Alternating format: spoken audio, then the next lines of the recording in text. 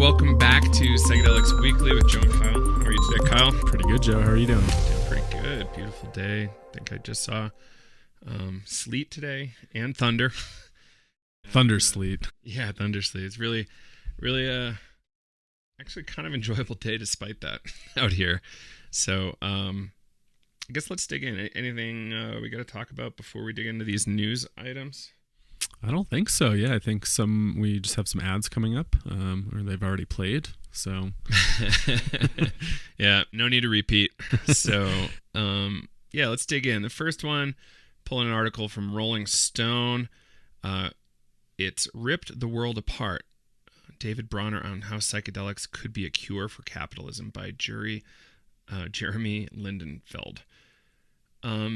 I thought this is all right. Like, this is an interesting highlight of David Bronner. I'm a fan of David. I like him. And for those who don't know, he's donated $25 million since 2015. Or, sorry, All One God Faith Incorporated, which is the company that I think holds and operates Bronner's Magic Soap. They've given away so much money to drug policy reform. It's incredible. And I don't know if you remember this, but I remember it kind of well. In 2012, David Bronner actually chained himself up to the fence for the White House, maybe, in a cage? Something like that. And for some reason, I thought that happened a little bit just not too long ago. But yeah, I do remember that story. I think they had a cage and they kind of locked themselves in there. Yeah. Do you remember seeing some of those pictures? So, he's willing to put his neck on the line. It's and that was for hemp and cannabis reform, right? Exactly. So for the longest time, I'm a kind of, dietary hippie, or have been in my past. And I was always trying to find like raw hemp seeds to eat, right? And you could only pay the extra to get it from Canada. You could never find American. And it was always a rigmarole. So, David helped by, setting the stage way back then, along with everybody else that's done all this great drug policy reform work, right? Yeah. But it's cool. So really, this article isn't saying too much that's super new for you all, but he introduces the idea of multi-stakeholder capitalism, the idea that businesses have a responsibility not only to shareholders, but to their workers, customers, the environment, and Indigenous communities. This is kind of probably a new face on the concept of triple bottom line bookkeeping, which is like people, planet, profit, but it's expanded, which, people in business are always refreshing things. So it makes sense. And, Bronner's company, this is free PR for you, David. They capped executive pay at 5 times the lowest paid fully vested employee. And the starting wage is $26 an hour for full-time workers, which is, I can tell you that's better than most jobs in Breckenridge. Yeah. For sure. So, yeah, good on you, David, and thanks for being a part. Anything else you picked up here? No, I think the one thing that I think most people have like listeners to the show probably know much about Dr. Bronner's and what they're doing. And yeah, I think the one thing that really stood out was just that term multi-stakeholder capitalism, really kind of looking at a holistic picture there. And I think that is important when we think about psychedelics, just in this title, how psychedelics could be a cure for capitalism. I don't know if it's really going to be a cure, right? But can it help us to develop maybe like a new model where it's not just looking at one form of stakeholders, it's looking at like everything that's involved. And I think that's important. Yeah. Invisible structures and invisible patterns to people become visible, right? Like, oh, maybe I wasn't nice to that person, and that's why that thing was late. Yeah. Realizing it was you. There can also be other business insights, but Bronner had a really good quote. There are no magic bullets. Someone isn't going to take acid and immediately rock a more ethical business model, but it can be helpful. Yeah. Yeah. So it's something to watch. Yeah, it highlighted a little bit of his veteran work. He's on the board at Vets with Amber and Marcus Capone there. And he definitely did push quite a bit for NMHA, the Natural Medicine Health Act in Colorado. Yeah, and there's organizations that are not just focused on returns, right? Like, for example, probably us. So, we do so much to be contributors to the community that we don't necessarily always look at the numbers. But, it's something that businesses have to struggle with. Like, where are your goals and objectives, right? Yeah, I guess it's like embodying a little bit of those psychedelic insights and then existing in a capitalistic society, and how do you balance that out? It's sometimes hard. It's sometimes really hard, but I don't know. I think we do need some sort of paradigm shift and have new ways of thinking. And I think that's where psychedelics can really be helpful, maybe, and new novel ideas and new ways of looking at things. And yeah, like you said, no magic bullet. Somebody's not going to take acid and immediately come up with a new model, but the potential is there to look at how we're doing business and how we're operating, how we're treating each other, how we're treating the planet, and all that stuff. Maybe where are we reinvesting that money too? Are we giving it back to different communities, giving it back to the environment in some way? I don't think most businesses are looking at that from that purely capitalistic model. Right. Yeah. Like, you can't go to Clorox and say, for every dollar earned, how many trees are you planting? Yeah. You can with smaller businesses that aren't publicly traded. It's a really hard sell once you become a publicly traded company. So people should be careful there. But, as you're creating businesses here in the psychedelic space, how can you, at the beginning, set the stage for contribution in a really helpful way? Yeah. So thank you, David. Thank you, Rolling Stone.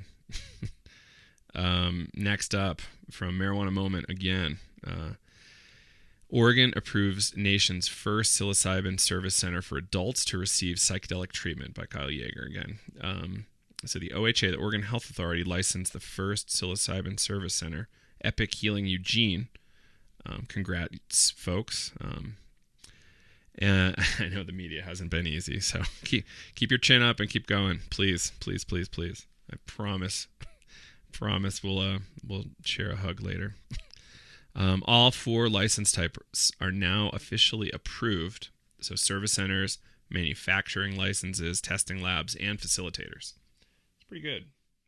Yeah, I mean, it's been a work in progress and people have been waiting, so it's nice to finally see this system start to get up and running. And it looks like they have a total of 342 worker permits and license applications that have been submitted, and 84 of them have been approved so far. There have been challenges implementing the psilocybin initiative. Concerns around local access, as over 100 cities have enacted moratoriums, yeah. Bans on service centers, and then the whole thing with synthesis kind of collapsing, and then responsible for facilitator training, and that kind of ran out of money. And there's just been some challenges, delays. And then, I know in the this last week, people did post, the pricing for Epic Healing Eugene, and it's caused, I got a bunch of DMs and a bunch of, people reaching out like, what's going on here? Because I think I reposted something as well. It's like, you should have expected this, folks. Like, I don't know why it was a surprise. Yeah. I mean, when you really think about like operating costs, they aren't able to really deduct any sort of expenses right now because of that 280E tax provision. And I think I did see something, the owner over there, Kathy, maybe it was in Double Blind or something, where they said, I think like the insurance was like around like 60K a year, which I didn't even think there was insurance up and running yet with a bunch of that stuff. There's a few people that say they offer it. I haven't really talked to them yet, so it's coming. Yeah. So the thing about the cities having moratoriums, it's somewhere around 240 municipalities in Oregon. So that's almost half of all cities in Oregon have this ban. And I actually don't recall if there was county-wide bans. Do you? I don't think so. I think it was more local ordinances. Yeah. But here's a little bit around that pricing. So Jonas said, along with the $12,000 training and certification fees alone, must pay $10,000 annual fee and a $60,000 on insurance and security. And then they're not able to deduct any costs, rent, stuff like that on federal taxes because of that tax provision. Which. Right. And they're just barely making it at Epic. Like this, they're going to do fine. They've got a pretty decent wait list, but like the pricing structure made it so it's really not that profitable for them. So, you know, there are people out here that aren't comfortable with it, with the pricing, but you know, if we want to be inside the law, which some of us do, the pricing is kind of crazy. Right. And you're thinking if they're doing individual sessions, like, I don't know, let's just do some calculations. So I guess if somebody was charging around like $200 an hour and they're doing, you know, let's say 6 hours, that's around like $1,200, and then, you know, $1,200 per session. But, you know, then they have to also include all their business expenses as well. So, you know, it may seem expensive. And, you know, this is going to drop as more service centers. It is expensive. It is, yeah. Yeah, not may seem. It's just like, it's hard to get to that point of affordability here, especially under this, like, black market, like, barely not illegal regime. Yeah. So I would say people, you know, keep going at it. Like, this will mature eventually. It doesn't help when media just dog piles on and says everything's screwed. Like, don't, you know, you might as well jump off a cliff. Like, don't even hope for it. It's like, well, that doesn't seem right. Yeah. So what do we do? Keep trying, and know that you can have make a difference here. Yeah, and you know, I feel like it shouldn't be a discouragement. This is so new, and again, like as more and more service centers, more people come online, this is just the beginning. You know, I'm sure it's going to get more competitive. Prices will drop, and then you know, people are still going into the underground there, and that's going to continue to thrive, and probably be a lot cheaper. But I saw a post on Facebook today where somebody who I assume would be in the know on this stuff was asserting that all psychedelic treatments done domestically be in an inpatient care facility. So you actually have to be in a hospital, and I would suggest that people need to be comfortable with a little bit of risk. If we're trying to be absolutely risk-free, like there's no such thing, right? Like there's always risk, especially when you're alive. So like these are already quite safe by, you know, the David Nutt harm scale that I always talk about. But, you know, actually, you might know, like, how do clinicians like to think about risk? It's a tricky thing, right? Like we're always trying to mitigate it. If there is, you know, significant risk of suicidality or harming somebody, we're obviously needing to intervene and report that and get appropriate care. But, you know, for other things where people, like, you know, when I used to work in like residential, not being a licensed mental health professional, but just as a residential counselor there were folks that would like try to self-harm, right? And it's always kind of trying to mitigate some of that risk. It's like we don't want them to do it, but, you know, we're trying to stop everything from happening, like taking away sharp knives, but they're gonna find little things to do. And then how do we then, you know, take care of them when that does happen? Like, you know, we can't take away everything, right? Like eraser burns were a really common thing. It was like, you know, do we take away all the erasers and pencils? Sometimes we did. But you know, then if you just remove everything, then it's just like, I don't know, it gets a little crazy, I think. And what do you think about this guy saying that everything should be inpatient? I definitely don't believe that. No. Like, if we want zero risk and very few people doing it, or at least very, very, very low risk, like totally. But is that what we want? Is the only thing we want from this whole project is low risk? I don't think so. No, and I think like, you know, then it kind of limits like some growth, right? I think about some of those earlier experiences I had in like my early 20s where it wasn't in the ideal setting, but some of those were like really transformative and got me towards growth, right? And sometimes you need a little bit of like those challenges. And I think it is important to have a little bit of discomfort at times in life. That's what helps us grow. If we're just trying to mitigate everything and be so comfortable all the time, what are we really doing? Do you see the movie WALL-E? Yeah. You're like that robot fueled like spaceship. nothing went wrong for these people for so long, probably other than excruciating boredom. Yeah. But like that's the fully nerfed world.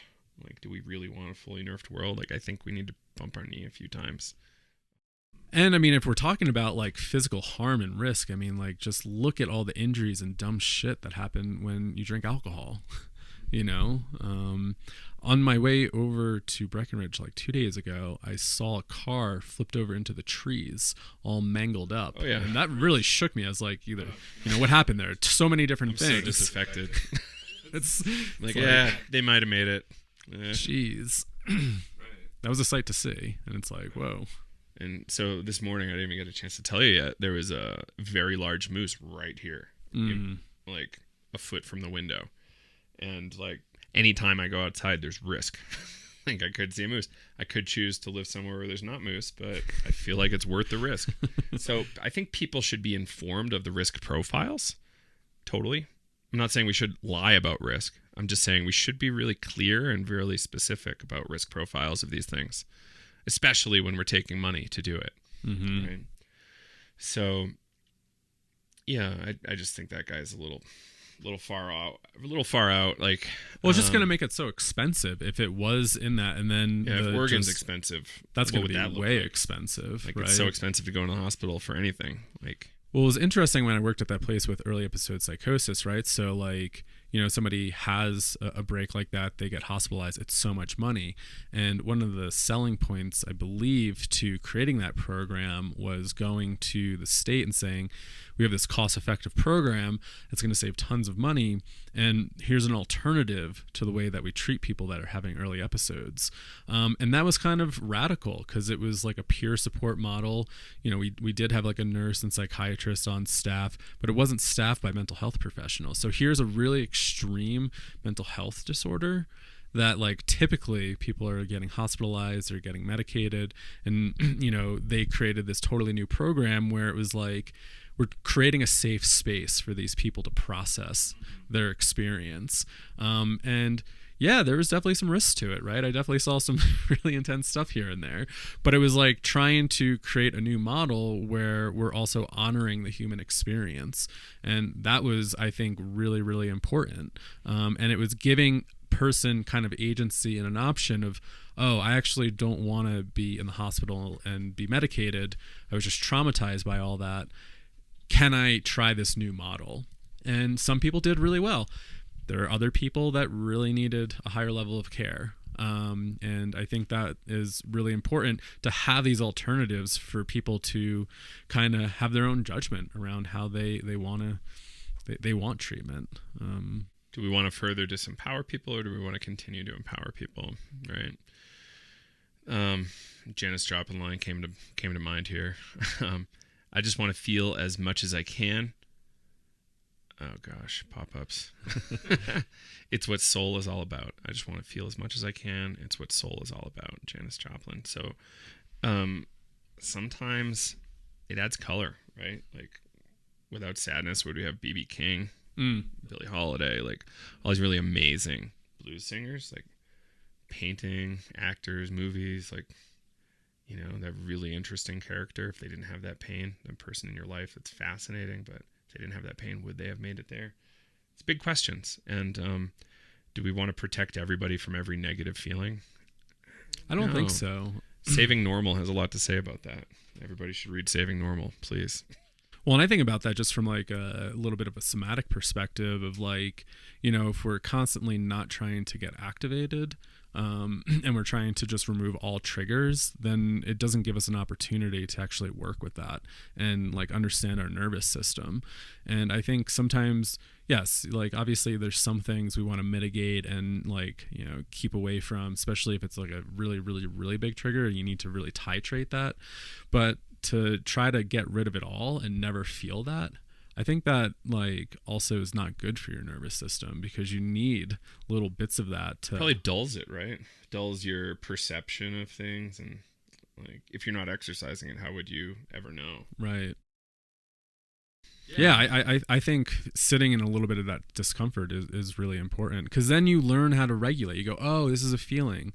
I can breathe into it. I can feel it. I can let it pass. I don't need to let it completely consume me all the time. And again, this is like a generalization. There's a spectrum. Some people can't do that, and we need to work very slowly at it.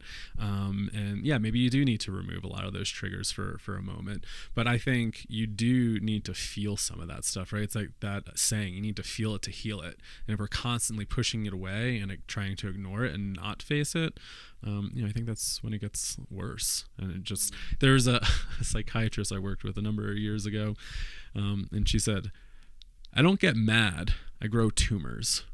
And what happens when we just keep pushing that stuff down, pushing it down, not processing it because we either don't want to feel it, we don't want to face it. And what are psychedelics? We face a lot of that stuff. And it's scary and it's terrifying sometimes and really challenging.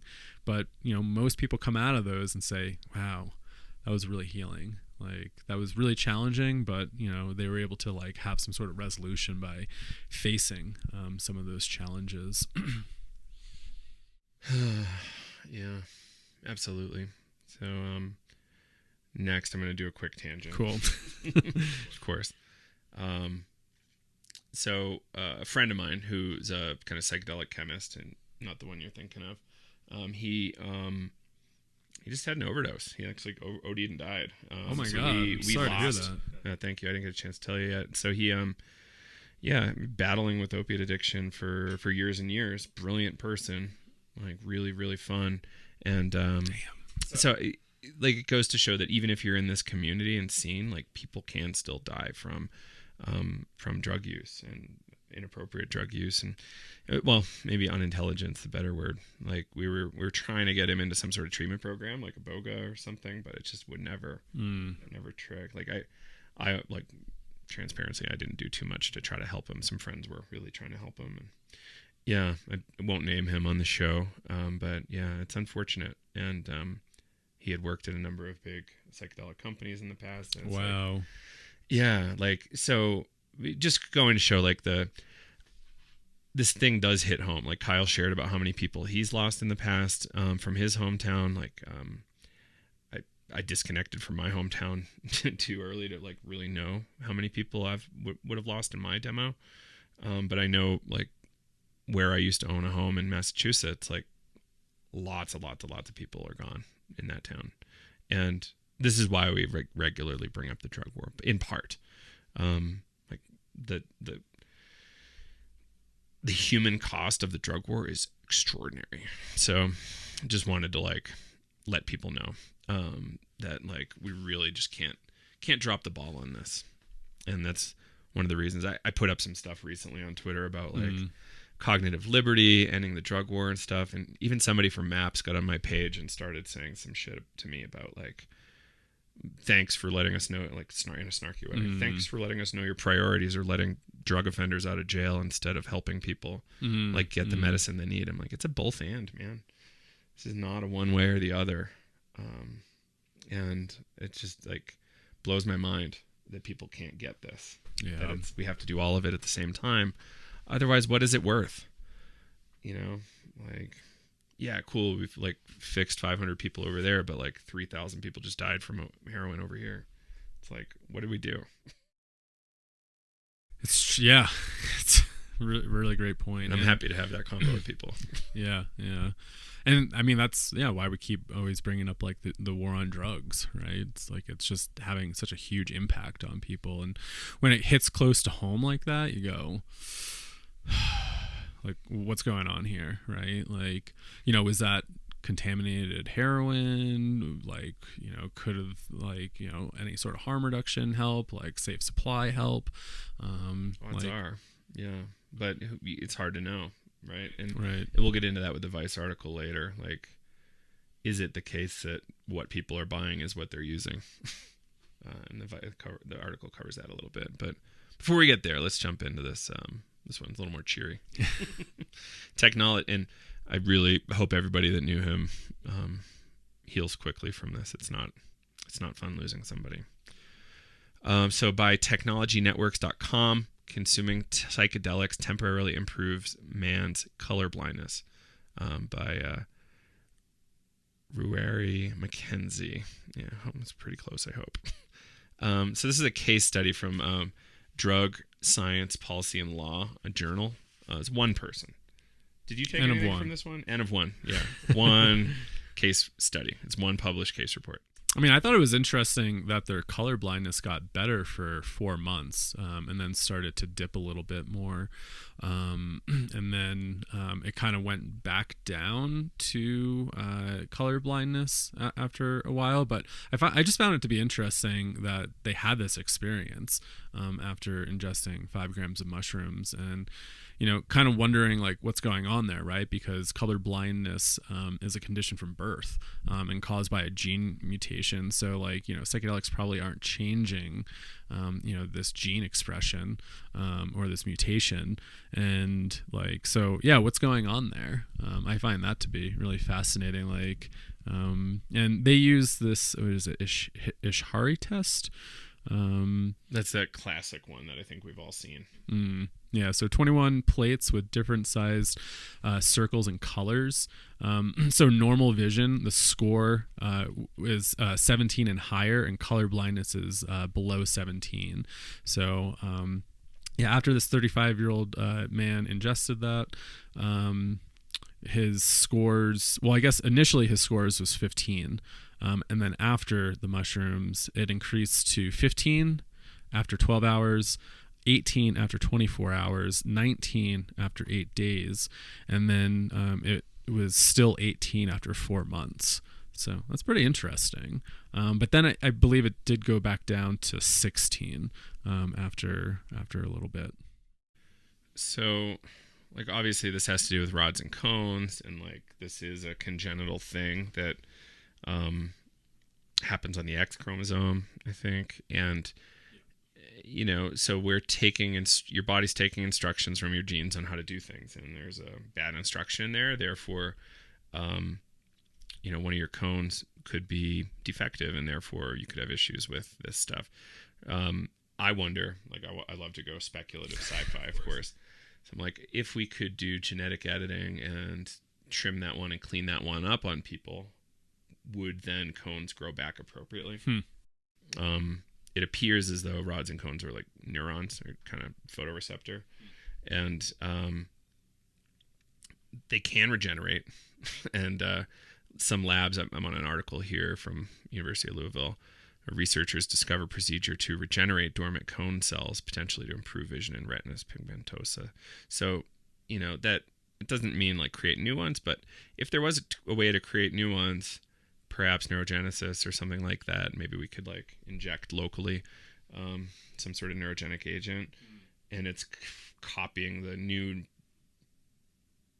genetic code. It's using the new genetic code to create those. Then could we have some sort of major change in recovery for folks? I think that's really interesting. No idea what the case will be, but definitely a curious one. But it's hopeful. And I've heard things like this before. I know people who are colorblind that use psychedelics regularly. Are you colorblind? No, but my dad is. I don't think I picked that up, though, which is interesting. Let's call. I don't know. I never got tested. I mean, I feel like colors are, pretty normal. Yellow. Well, let's test. Is that pretty yellow? Totally. So it's interesting to think about this one, and it makes a good on-ramp for people interested in vision, the science of the eye, the science of vision, to come to the psychedelic table to ask some interesting questions. And I think that might be one of the cooler effects here, is just more people interested in psychedelic research from a case study. Yeah. Obviously, when you're self-testing like this guy was, like, his protocols are pretty good as far as self-testing goes, but obviously we're going to need to do this with a couple hundred people to have a real result. Totally. Yeah.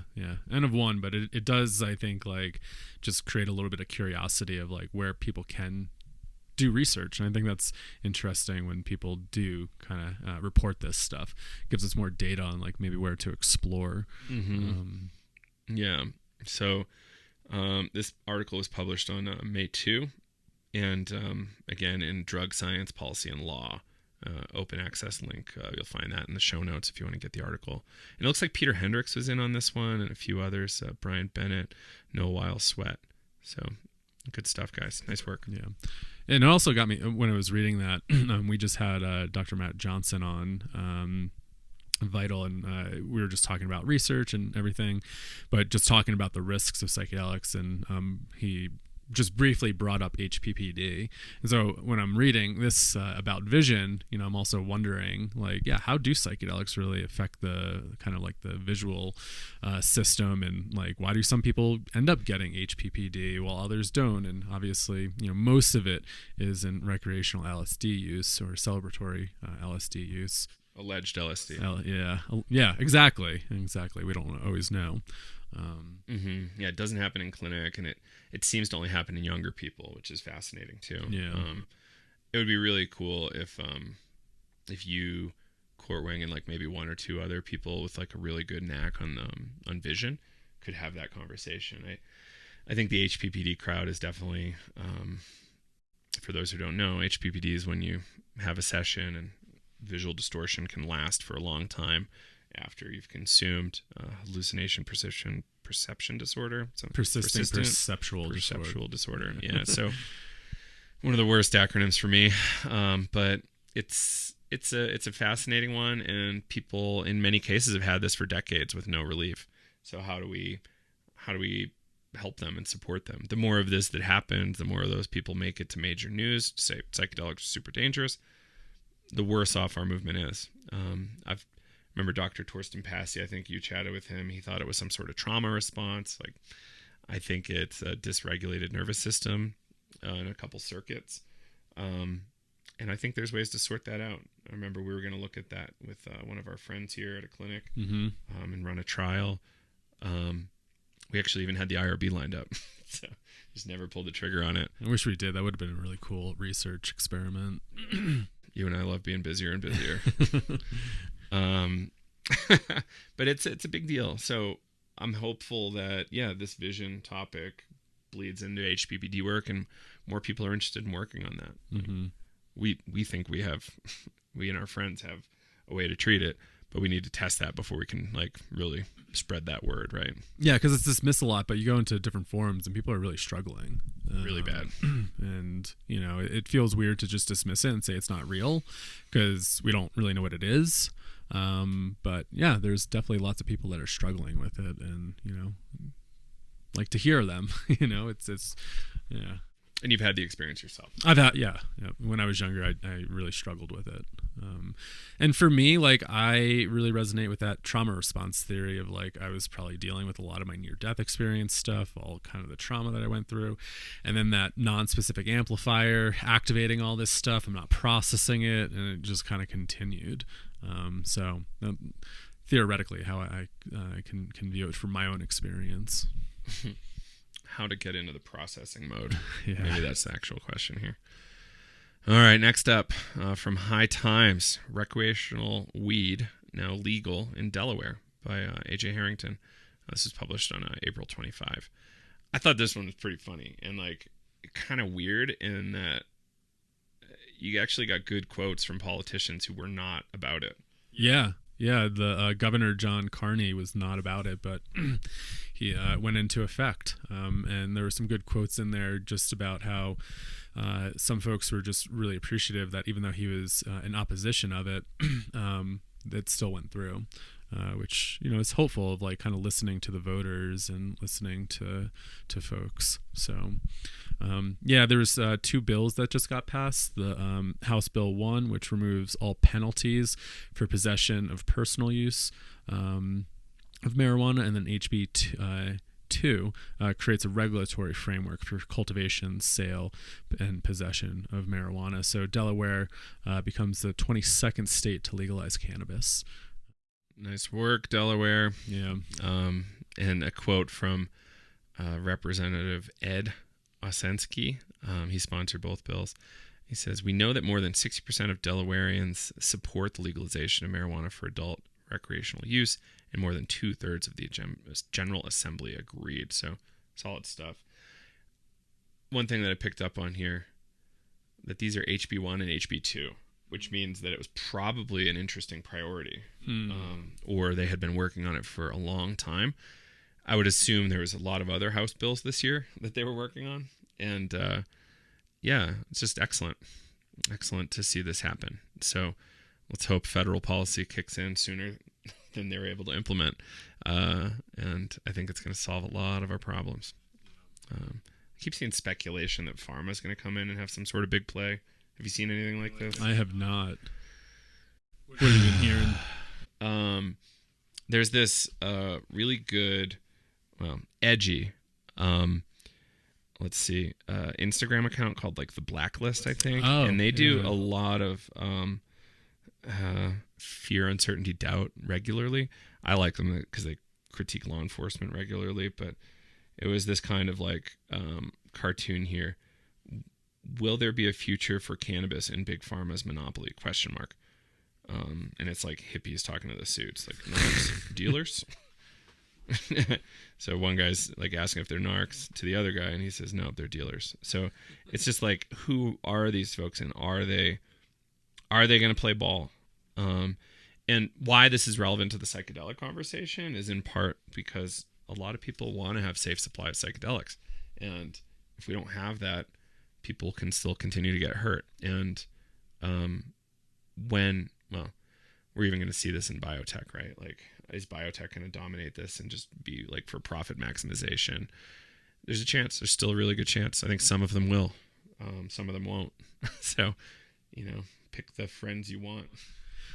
Yeah. The line I keep hearing from a lot of folks when we're talking about like access and like pharma coming in is like, everybody's like, well, you can still grow your own mushrooms for pretty cheap, versus getting like that like high quality synthetic psilocybin that costs, I don't even know, what are they charging? Like maybe a couple $100, couple grand per dose.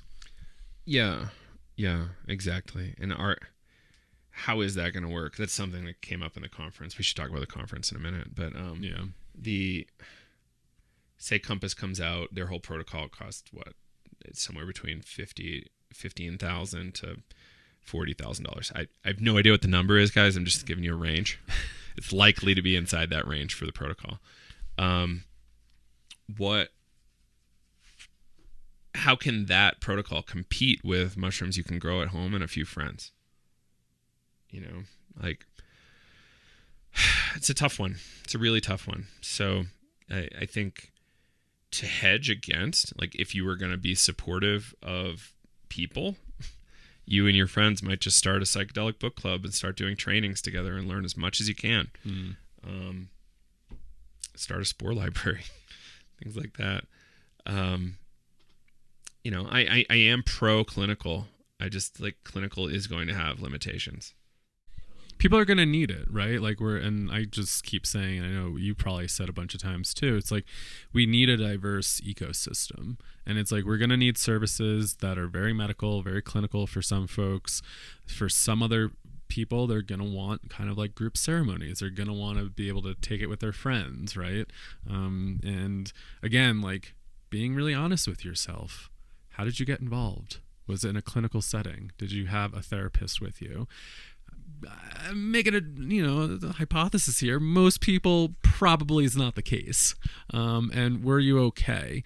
So, can we be honest with ourselves and how we got involved and thinking about the agenda here? Because we need to kind of play ball a little bit at times, right? Political correctness and it should go this way, it should go that way.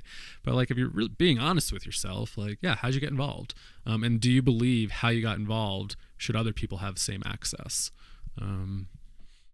Or should the police get involved and keep them safe from themselves by putting them in prison? Mm-hmm. Yeah. No. I just think no.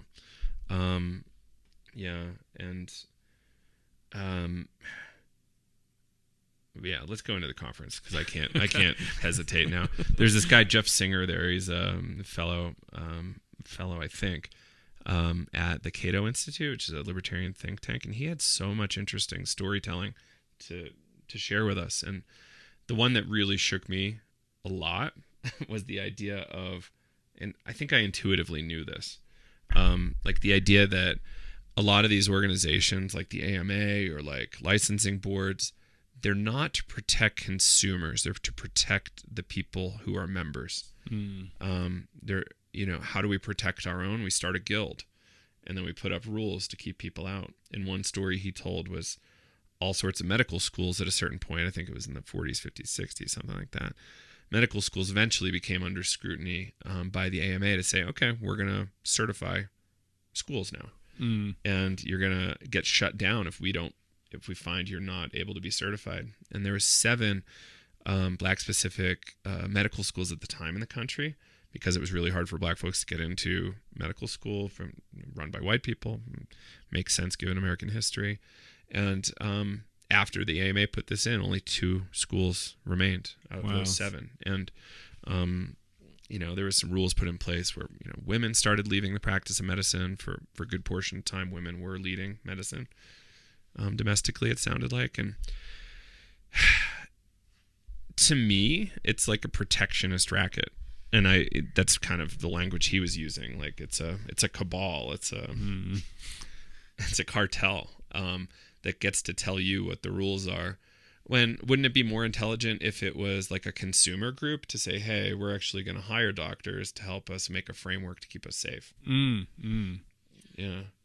Well, and that's interesting when you say that, just thinking about like there's so much like push against the medical system, I think, especially in like our culture, especially within some of like the psychedelic community, because of people feeling harmed and neglected by the medical field. And I'm feeling this in a lot of conversations where there's a lot of back and forth, and it's like Western medicine saved me. I'm glad that it exists. We 100%. Need an integrative model. But I think so many people have been harmed and neglected, and the pharmaceutical companies getting involved, and like just people not trusting it anymore, right? It's like, where's that like guild that protects? Well, I guess some boards do try to protect consumers, right? Of like being able to like file complaints and remove licenses from professionals, but. I've not heard of a therapist in Colorado losing their license. I'm sure there's 1 or 2. I'm sure there's plenty. But yeah, right. Peripheral to the psychedelic space. So I've heard of complaints and reports. Like, is that so? Really, they make their money. The boards make their money through serving the doctors or therapists or whatever that group is, right? And are they serving a protectionist function, or are they serving the greatest good of humanity function? Like the AMA has pushed against universal health care, as far as I understand, for many, many years. And if they're the prime offender there, they've put a lot of people in the grave early, if that's the case. And it's not good. It's not a good scene for us. Like, so this conference we were at was called FutureCon. It was at Metro State University, like Denver downtown. It's part of the CU system, I think. And it was fun. It was put on by this group, Students for Liberty. We picked up some papers, some rolling papers there. That was like one of the highlights was their custom branded rolling papers. I'll show them on YouTube here for you. It was like End the Drug War, kind of like tie-dye rolling papers. Which camera? Here we are. Students for Liberty. I was like pretty pumped. I think I got a whole mess of them from Hunter Fox, who was organizing. Nice. Thanks for having us, Hunter, by the way. Then there's some cool matches. But anyway, it was a fun event. I thought I was going to do 3 periods of stage time, but turnout was really low. But it was really good because we had a lot of folks from the Denver scene there, getting to link up, and you came down. That was your first exposure to the Denver scene, largely, right? Pretty much, and I found it really fascinating, just the conversations people were having, and what was kind of being presented on stage. And I also thought it was really interesting too, of like, there's a lot of just talk on like psychedelic exceptionalism and drug war, and I think maybe you mentioned because it was more of like a libertarian type of conference, but I don't know. I thought even in that Rolling Stone article, they actually mentioned the Koch brothers like funding anti-drug war programs, which blew me away because usually they're just, in my mind, you get to write them off as like the fracking brothers. Right. But I think people are more complex than one thing. Yeah. But yeah, there was a fair amount of that conversation, right? Yeah, a lot. And I thought a lot of the conversations there were really fascinating. So I'm really glad that we went. Really interesting panel on kind of religious use in psychedelics and kind of exploring the legal landscape there, which I thought was like really fascinating. Who ran that? John Dennis, Victoria, I forget Victoria's last name, Littman, and then I forgot the other person. I'm sorry if you're listening. I forgot. Is that Tasha? No. From Healing Advocacy Fund? No. Maybe. I forgot. Well, we had the conversation, and it was good. So thank you, John, for leading that. Thanks, Victoria, and thank you for Mystery Person. Like, there were people in attendance who are kind of operators of religious, like psychedelic churches. Yeah. So I'm pumped on that. And it seems as though that is coming back regularly as one of the prime gateways to access long term is probably religious organizations, and perhaps even coalitions of religious organizations. Maybe that's the way to fight the DEA at scale, because 20 people, what are you going to do to the DEA? But many thousands of people all collectively together, maybe there's something there. Yeah. The one thing I found interesting, what they presented was like the fine line between churches and like religious organizations operating from that framework, and then towing the line between offering mental health services, and where that can get like really, really tricky. Okay, no, I'm sorry. It was Veronica. Lightning Horse. Yeah. Yep. Yeah. She's a really, really awesome person in the space. Yeah, it was really great to see her and get to chat with her a bit. Yeah, it's that is interesting, Kyle. Like, I wonder what that line is. Do you remember any qualifiers around that? Like the thin line between mental health and religion? It was just that like some churches may be kind of like advertising as like these like healing services where it could get into the treatment of mental health, and then where is that line where it starts to go over and it's not within this religious context, but it's starting to be more of like they're using it as a front, as like, treating mental health, or just kind of doing some other stuff outside of a religious like framework, which is pretty interesting to think about. I think there definitely are some churches that do that, right? It's not like, we have these like retreats and like anybody can join and, come get your healing session. But then it's like also interesting of that line of like, people do find healing in spiritual and religious practices. And if you advertise that and, you're operating from this framework, and then it's towing the line of like some sort of mental health care. It's so tricky, right? Because so much mental health care psychology is almost born out of philosophy and religion, right? And it's like a lot of people are seeking spiritual kind of care in some therapy. Like I had clients that are coming to me in the past for like existential and spiritual support, right? And that's where they're finding healing, like to find meaning in their life. So I think it's this really interesting balance between like what is mental health and what is the treatment of mental health. Help. Does anybody know? What was that? Thomas Zaz, The Myth of Mental Health. Is that it? I think that's, yeah. Yeah, it's an impressive, terrifying, but impressive book. So, yeah, I think people have turned to religion time and time again for community, for a sense of transcendence. Like singing in group is pretty good for transcendence, especially when everybody knows the songs. Ritual can help too. So yeah, overall, really happy we went to that conference. I feel like I made some new friends, made some peace with some folks, and understand what's going on a little bit better in Denver. It was fun. I'm glad we went, and so much free pizza. Oh my God, they ordered so much food because they thought there was gonna be a lot of people there, and we probably should have helped market a little more, but. Yeah. Until next time, guys, like definitely want to work with that organization before. Students for Liberty is definitely an interesting group. Yeah. So, next up, I think this is our final article, right? There was one more around teen marijuana. Let's hustle cannabis use, yeah. So this one by Vice, no comment. A store selling heroin, meth, and cocaine just opened in Canada by Manisha Krishnan. It's a cool one. Like I'm impressed by the bold nature of it. Me too. I was blown away. You know, we keep hearing about like folks in Vancouver and like British Columbia really pushing the button there with like opening up dispensaries for psychedelics, and to hear something like this where somebody is creating a store to sell heroin, meth, and cocaine, I was like, that seems like a huge risk, and just like surprising somebody's doing it, and you know, for the reasons of trying to create a safe supply. The owner, Jerry Martin, opened up, he quotes, the drug store in Vancouver, so providing an unadulterated illicit drugs in response to the overdose epidemic. And I think he even said, you know, I think he might have been a user of some substances. His brother died of an overdose, and I think another one of his brothers or friends was stabbed to death, probably in some sort of drug trade. So, yeah, really, really fascinating. So over 11,000 people a year die in British Columbia from drug overdoses, and this is since 2016. Well, yeah, so total number from 2016. So that's really high. British Columbia is not that well populated.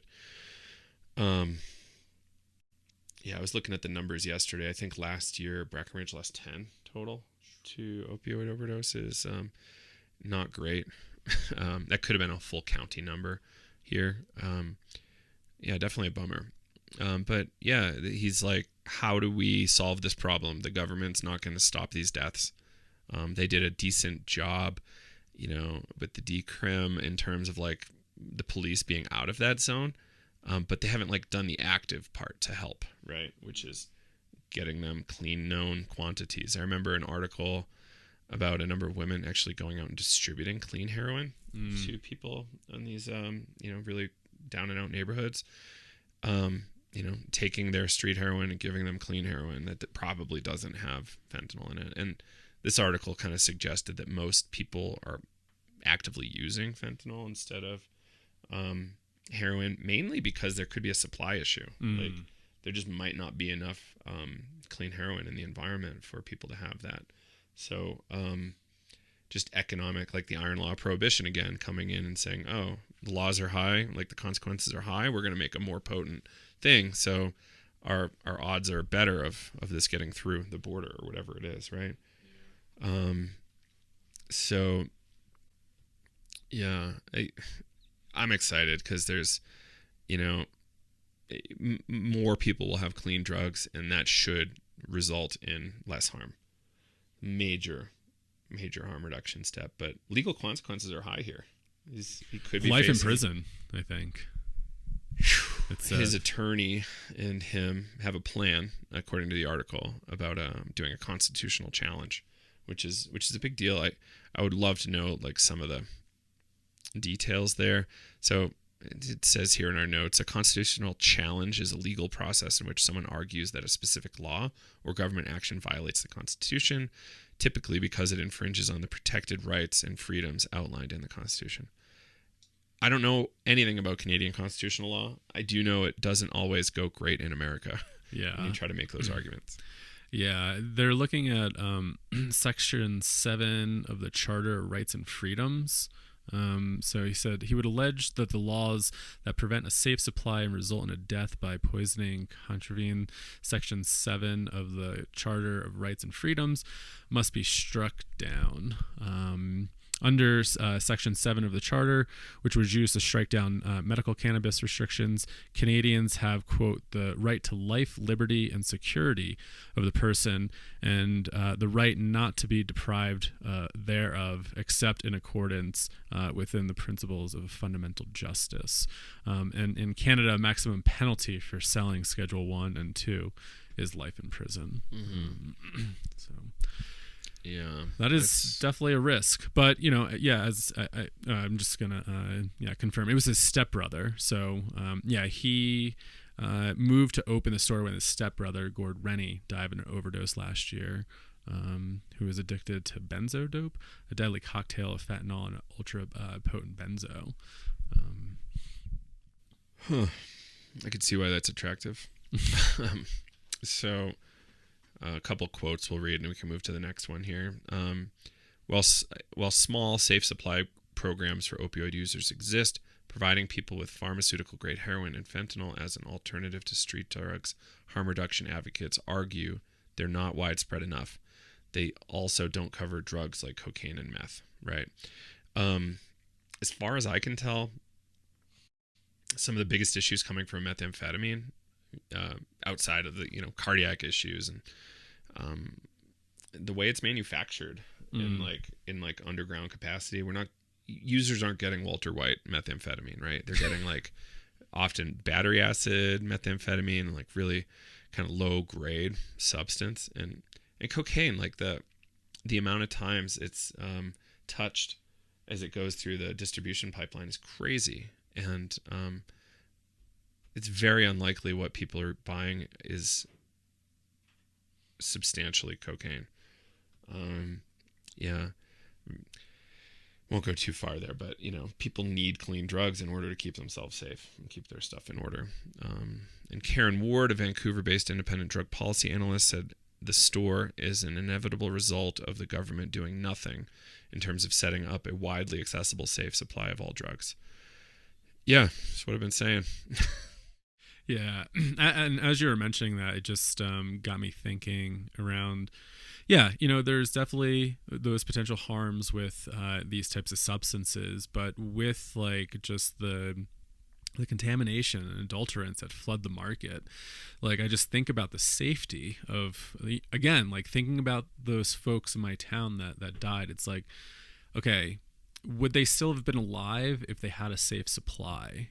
And maybe they wouldn't be in the best of place still. Maybe they're still struggling in a lot of different ways, but would they still be alive if they had a safe supply instead of going through the underground and getting these contaminated products that have just been stepped on over and over and over again? And it's like, we may not all agree with people's drug choice, but I just think about people's lives, and it's like okay, yeah, I might be judgmental about somebody who's using some of those substances and going, oh, that's bad or that's terrible for you. But knowing that they're getting possibly dirty drugs, and just thinking about, like, I don't have kids, but I'm just even thinking about that. Like, if I did have kids, like, and knowing, like, I always come back to like Mitch Gomez, right? Like, it's a different era of drug use, like fentanyl showing up in substances that don't make any sense.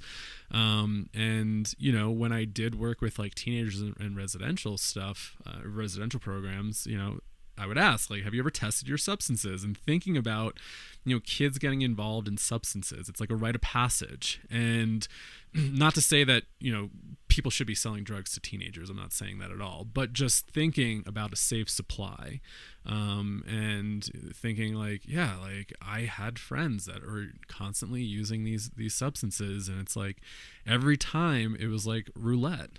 You never knew if you were going to get a bad batch. And it was like, fuck, they could still be here. Yes, maybe they're still using, maybe they're still doing whatever they're doing, but they'd still be here. Mm-hmm. And yeah, hear us. Hear this. Like, for real. Take it in. And like, how is this adjacent to the psychedelic conversation? We don't have a safe supply of psychedelics. Mm-hmm. Yeah. Right. Not to mention fair trade. I know of one facilitator. I talked to somebody who's going around with him, 5-MeO guy, Toad, of course. He was actually doing ceremony with people. So he's a trusted by some people ceremonial person. And he was actually, instead of giving them 5-MeO DMT from Sonoran Desert Toad to smoke, like their natural secretions, he would give them 4-ACO DMT to smoke instead. Which, like, that kind of thing only happens in the black market. And, well, if it happened in the above ground world, like, there would be extreme consequences. Mm-hmm. If people found out and knew and were able to blow a whistle, that kind of stuff. Fox sighting. Whoa. Nice. Yeah. Usually I'm seeing people fall on mountain bikes there, but I've been seeing so many foxes since being out here. It's crazy. You know what else that just popped in my head from that conference? I think, what was his name? Jeffrey Singer. He threw this quote out to you when you were giving your talk. Thomas Jefferson Didn't he said that everybody should have the right to self-medicate or something along Well, those the lines. right to self-medicate is as sacred as the right to free speech. Oh, that's what it was. Yeah. And I, quibbed that, can we really talk about him anymore? But realistically, he's one of the people that created this weird country we live in. And, that's a substantial thing for one of those people that should cut through a lot of this left-right divide and drug war nonsense. And he wasn't a very psychedelic person, but he was very against the drug war and very pro harm reduction measures from a libertarian perspective. It was really fascinating to see. Yeah. And on the drug war topic and just thinking about psychedelics, I don't know if you remember a few years ago, must have been 4 or 5 years ago at this time, DanceSafe put out a public service announcement of, and we don't know if it was being sold as LSD, but Albert Hoffman Bicycle Day Blotter, and it was carfentanil, no LSD. And I'm, again, thinking about people that aren't as educated in maybe harm reduction. And if I was my younger self and somebody gave me Albert Hoffman Bicycle Day Blotter paper, I'd probably be like, damn, that is probably really good LSD. And terrifying, it was all carfentanil that was put on it. And that's scary. That's really scary. And we're seeing more fentanyl showing up in street MDMA. I think even at CU Boulder, there was a couple samples found. So it's happening even in Colorado. So, demand drug testing from your vendors. Do it yourself, so take care of yourselves out there. All right, next up, we'll do this one kind of quick. This is some good news.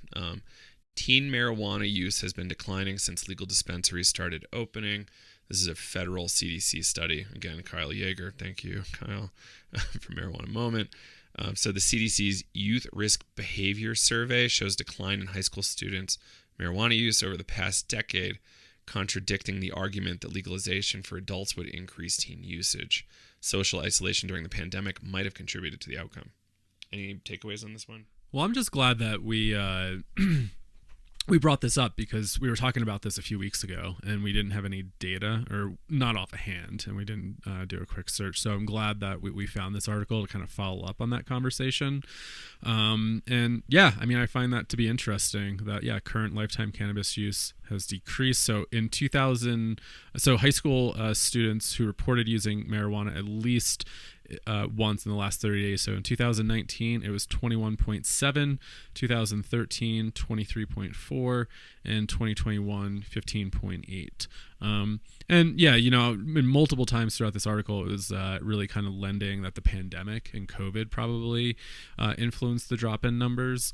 But yeah, I don't know. It got me thinking, if it is legal, you can easily get it, is it as attractive? There is something about that ritual of doing something that you shouldn't be doing. And I'm just even thinking about, in those early years, it was fun to try to go find, something. And it's like that, I saw this meme a while ago. I'm sure other people have seen it. It was when I smoked weed back in high school, I had to go out and run behind the school in the shed in the woods and take a few hits and, run back. It was sneaky, and then it was smoking cannabis in 2019 or whenever the meme came around.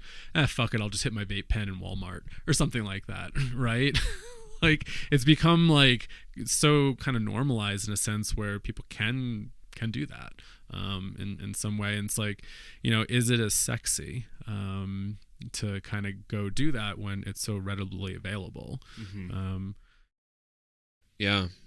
And they also indicate here that alcohol and prescription drug use is also declining.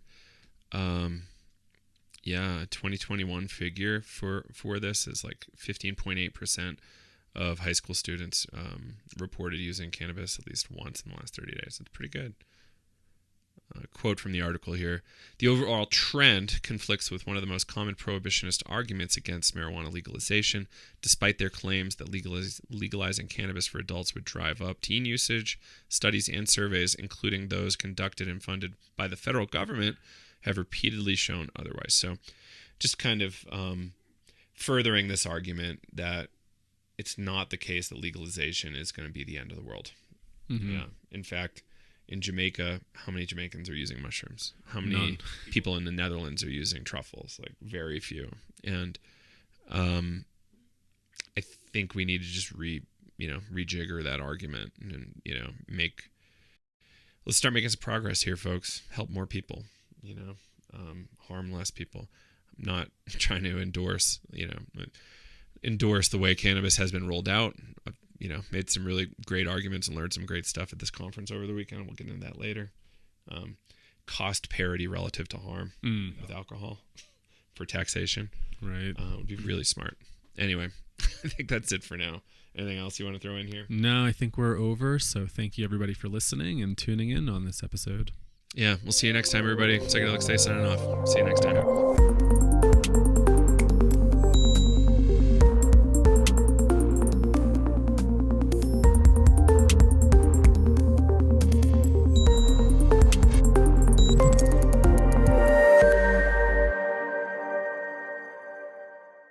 See you next time.